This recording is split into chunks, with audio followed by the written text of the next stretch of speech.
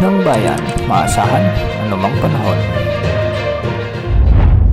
Magandang araw po sa ating lahat. Narito ng pinakuling update sa magiging lagay ng ating panahon sa araw na ito at sa mga susunod na oras. Sa kasalukuyan, patuloy na nakakaapekto ang trough o yung extension ng dating bagyong Verbena o yung bagyong may international name na Koto at nakakaapekto pa rin at nagdadala ng maulap na kalangitan at kalat-kalat na pagulan at pagkidlat pagkulog sa bahagi ng Kalayaan Islands. Mag-ingat po sa mga kababayan natin dito sa banta ng mga pagbaha at pagguho ng lupa kung may mga umiiral na katamtaman at minsan ay malalakas na pag-ulan. Huling namataan ang sentro ng bagyong ito sa layong 360 kilometers, hilagang kanluran ng Pag-asa Island sa may Kalayaan, Palawan.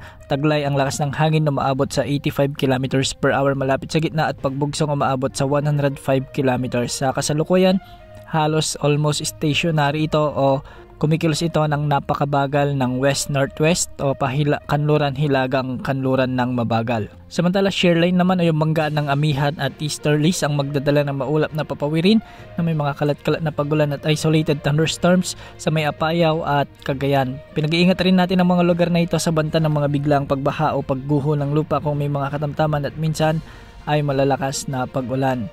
Amihan naman ang magdadala ng maulap na papawirin na may mga kasamang mahihinang pag-ulan sa may Ilocos Region, Batanes at sa nalalabing bahagi ng Cordillera Administrative Region. Para naman sa buong Visayas, buong Mindanao at nalalabing bahagi ng Palawan, asahan naman ang bahagyang maulap hanggang sa maulap na kalangitan na may mga isolated rain showers and thunderstorms, dulot ito ng mga localized thunderstorms. Para naman sa Metro Manila at nalalabing bahagi ng Luzon, asahan din ang bahagyang maulap hanggang sa maulap na kalangitan na may mga tsansa ng mga kalat-kalat na pag-ulan at pagkidlat pagkulog, dulot ito ng easterlies o yung mainit na hangin mula sa karagatang Pasipiko. Mag-ingat po sa banta ng mga biglaang pagbaha at pagguho ng lupa, lalo na kung may mga umiiral na severe thunderstorms. Samantala, posible namang umabot ang mga pag-alon sa mga karagatang sakop ng Palawan hanggang 3.4 meters. 3.1 meters naman ang posibleng pag-alon sa may Northern Luzon. 2.1 meters naman sa nalalabing bahagi ng Luzon at sa Visayas at Mindanao.